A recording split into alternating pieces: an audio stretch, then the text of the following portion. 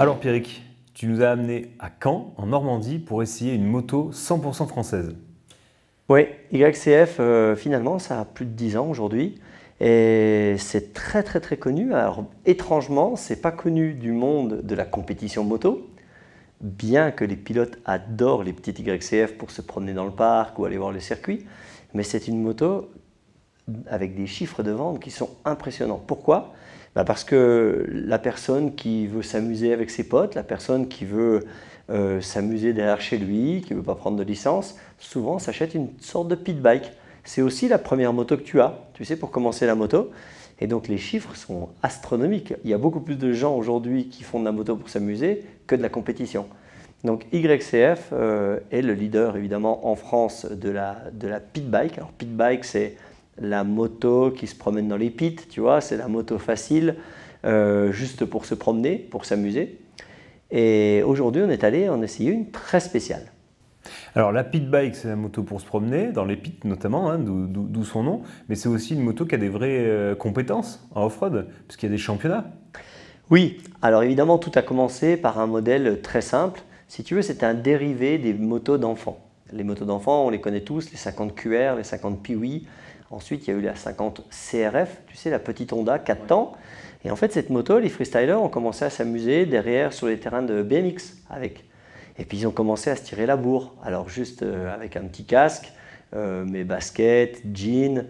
Et si tu veux, cette mode est arrivée assez forte. Et puis, les constructeurs, certaines sociétés se sont mises à faire des petites pièces pour les améliorer. Et on est arrivé, si tu veux, à des machines, mais bien suspendues, surpuissantes.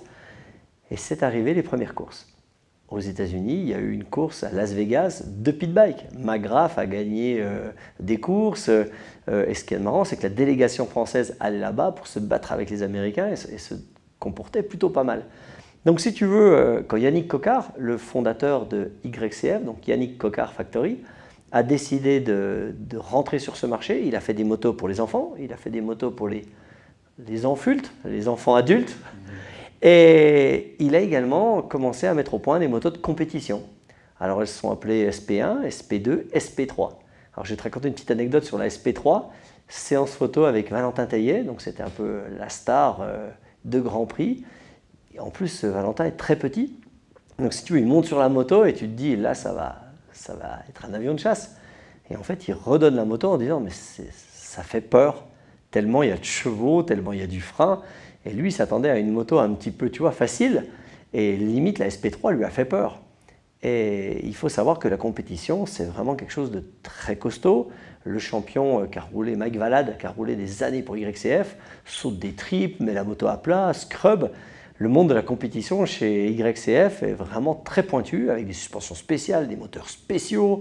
Vraiment, c'est super intéressant. D'ailleurs, ça s'est décliné en super motard et en plein d'autres disciplines.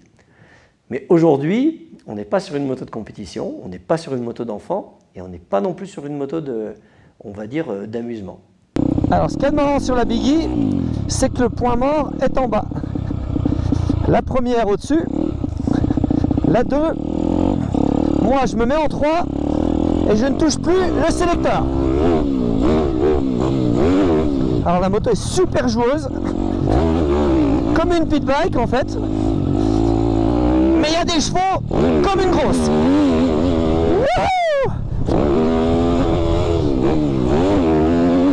Ben, ça va vite, mais par contre ça freine super bien.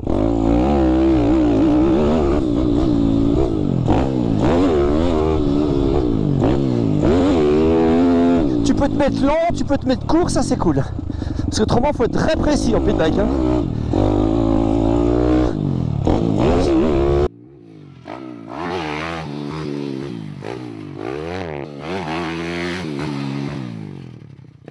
Donc c'est la YCF Biggie, et donc comme son nom l'indique, elle est un petit peu plus grosse que les autres. Donc on se rapproche du gabarit d'une 85 cm3, on se rapproche aussi du poids d'une 85 cm3, et aussi de la puissance. Exactement, en fait, beaucoup de clients ont dit à Yannick, c'est super bien, mais moi je mesure 1m85, je mesure 1m90, ou alors ma femme À 25 ans, elle n'a pas envie de monter sur une toute petite moto, elle aurait tendance à perdre l'équilibre, elle n'est pas à l'aise sur cette petite moto, sur ces petites pit bikes.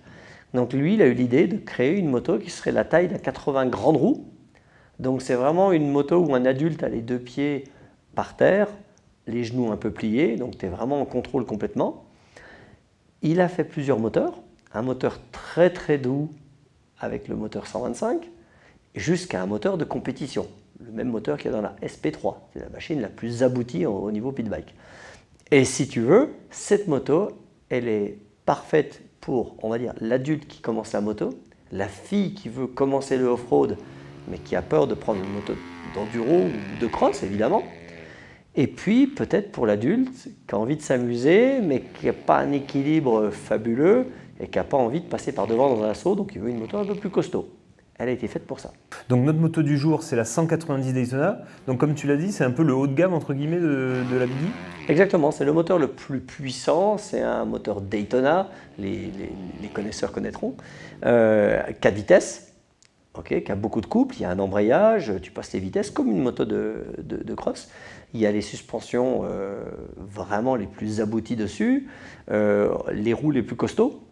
Okay, on est vraiment sur tout ce qu'il y a de mieux dans la version Biggie, dans la hauteur Biggie, on va dire. Et donc en théorie, on peut vraiment faire du motocross avec ça?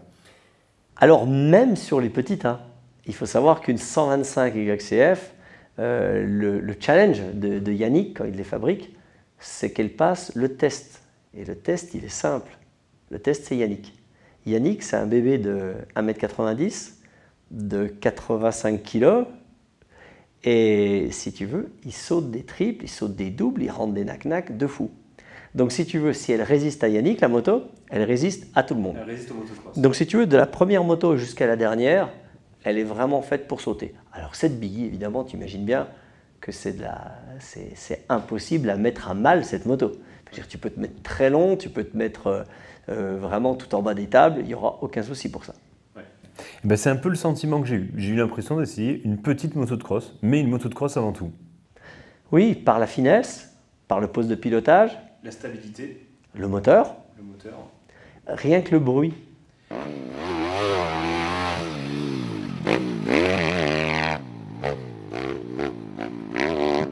Alors le bruit, moi, j'ai trouvé que c'était à double tranchant. J'ai aimé parce que c'est valorisant, on a un vrai bruit de moto, limite 450.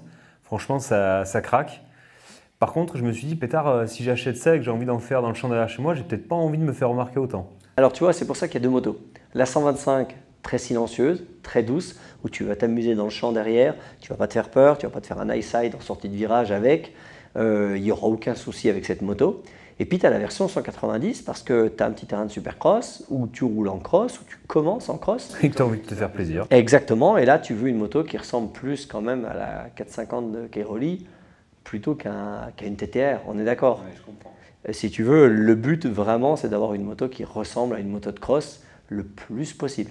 Ah ben là, en tout cas, au niveau du son, on y est. Hein. Ouais, vraiment, le coup de gaz est rageur. Tu as vraiment l'impression de... Et c'est pas que l'impression, hein. Quand tu es dans l'appel du saut et que tu mets le coup de gaz, le répondant, voilà, le répondant est là. Donc nous, on était sur la version un petit peu plus. On était sur la version survitaminée. On avait un double crème d'Isigny, tu vois, la version normande, mais vraiment normande. On n'a pas regardé la matière grasse, on avait la moto la plus costaud.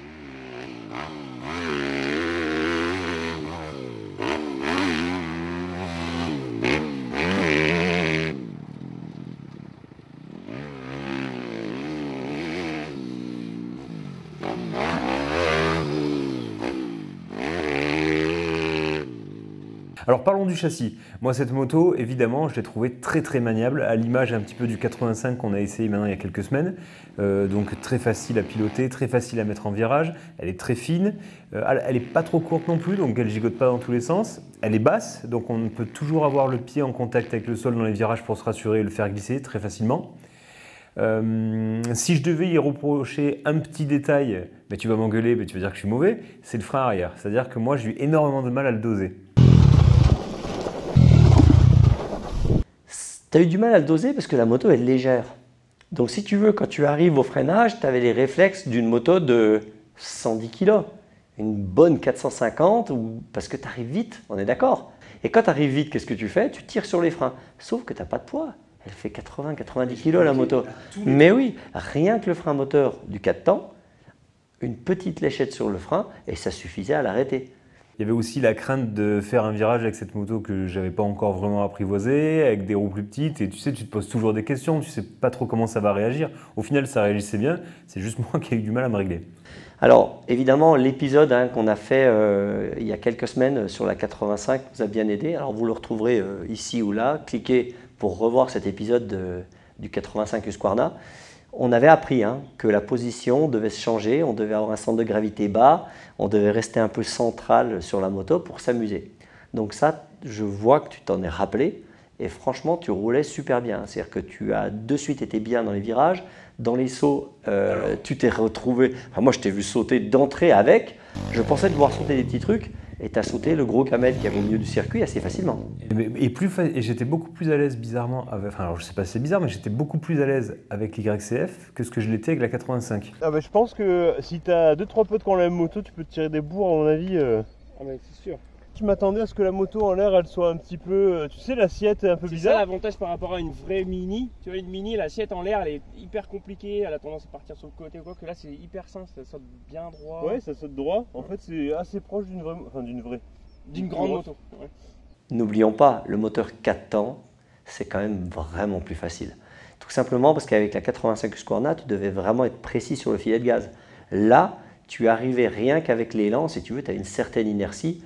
Et le moteur 4 temps, si tu veux, aide à gommer les petits défauts. Il a énormément de couple ce moteur, c'est incroyable. Ah oui, alors j'ai été bluffé par ça. Il est souple, mais à un point où en fait j'étais en 3 et je n'ai jamais quitté la 3. C'est-à-dire qu'elle me permettait de prendre assez de vitesse pour me calmer un peu dans la ligne droite. Et même quand je faisais demi-tour sur la piste, je gardais la 3, juste j'embrayais un petit peu et ça repartait sans coup de piston ou sans quoi que ce soit. Ouais, il a beaucoup de force. Moi, j'ai roulé en 3 également. C'est-à-dire que dans toutes les lignes droites, il montait assez dans les tours pour ne pas changer. Et tous les virages, justement, la force m'aidait. Ça permet d'être pas cabré, de ne pas se mettre en travers. Les pneus sont bons, les roues sont très stables aussi. Je me suis amusé à faire des petits whips. Alors, le terrain était très sec, il ne fallait pas non plus faire l'imbécile. On a toujours notre challenge de ne pas tomber avec les motos quand même. Mais malgré tout, si tu veux, on a une stabilité. On peut retomber en travers, on peut accélérer un peu trop fort. Vraiment, c'est stable. Ce qu'on peut dire sur cette moto aussi, c'est que donc c'est une moto qui est très très accessible, puisqu'elle peut être destinée à des gens qui ont un petit niveau, qui veulent s'amuser entre potes, ou des gens qui débutent complètement. Il y a autre chose qui est très accessible sur cette moto, c'est le tarif. Oui, parce qu'avoir une moto, donc la 125, elle attaque à 2000 €. Et la plus grosse version, c'est à peine plus de 3000 €. Donc on est quand même 2, voire 3 fois moins cher qu'une moto de compétition. Alors, si on veut faire de la compétition, si on est dans l'objectif de gagner le championnat de Lorraine ou de Bretagne, c'est très clairement pas une 400. Il ne faut pas acheter une Biggie. Mais pour 90% d'entre nous, c'est aller le week-end, passer un grand moment avec des potes, c'est l'adrénaline, c'est se faire plaisir, pas se blesser. Aujourd'hui, ça rentre de plus en plus en côte. Et il y a une chose qu'on a comme sensation sur cette moto, c'est vraiment le fait de la maîtriser 100%.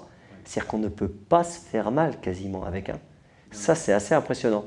La première fois que j'ai essayé cette moto, donc comme vous le voyez à l'image, le terrain, c'était le terrain d'essai un peu privé de Yannick Coquard. Vous voyez qu'il est très supercross. Des enchaînements, des doubles, des tables et tout ça.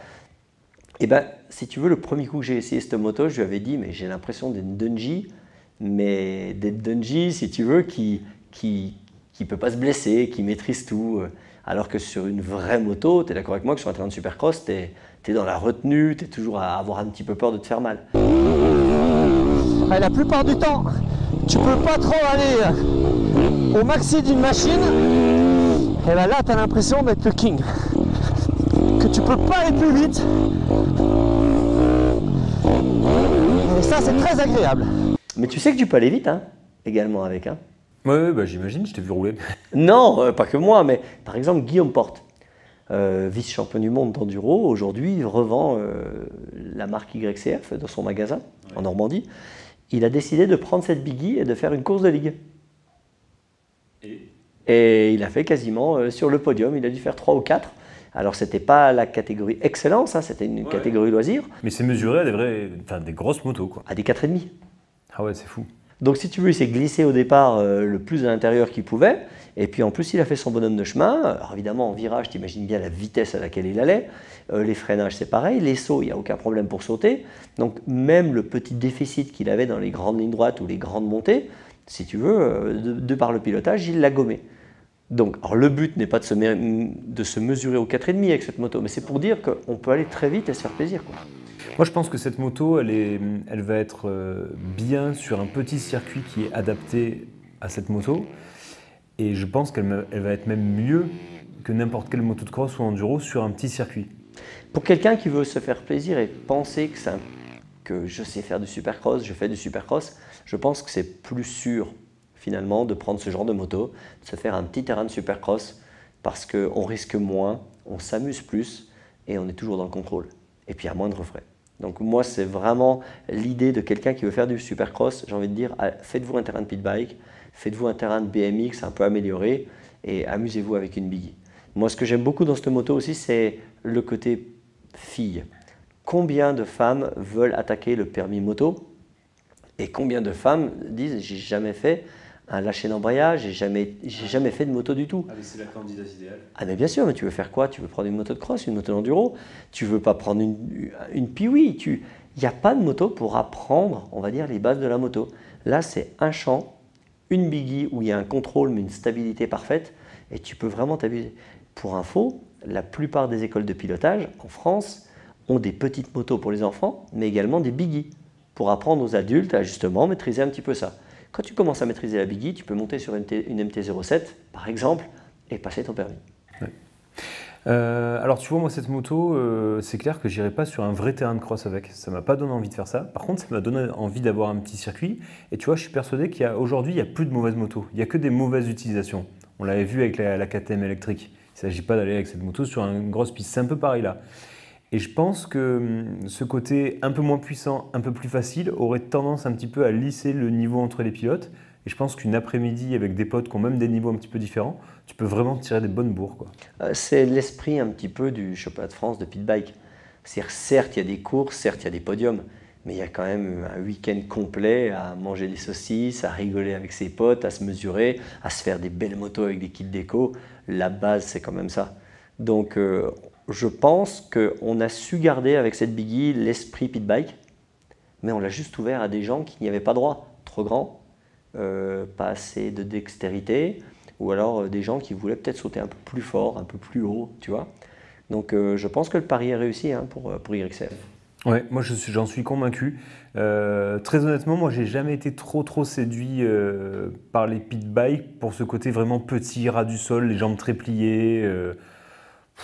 Ouais, ça me paraissait pas si accessible que ça. Et là, en fait, ça m'a complètement réconcilié avec ce type de moto. Alors là, par contre, ça sera mon job de te faire aimer les pit bikes. Parce que ça, c'est une première partie. La gamme, elle est énorme chez YCF et chez d'autres. Hein, il y a d'autres fabricants. Et donc, c'est, à mon avis, pas le dernier épisode de pit bike qu'on fait. On a commencé avec la plus grande. Mais tu sais quoi, Raph, on va aller de plus en plus petit.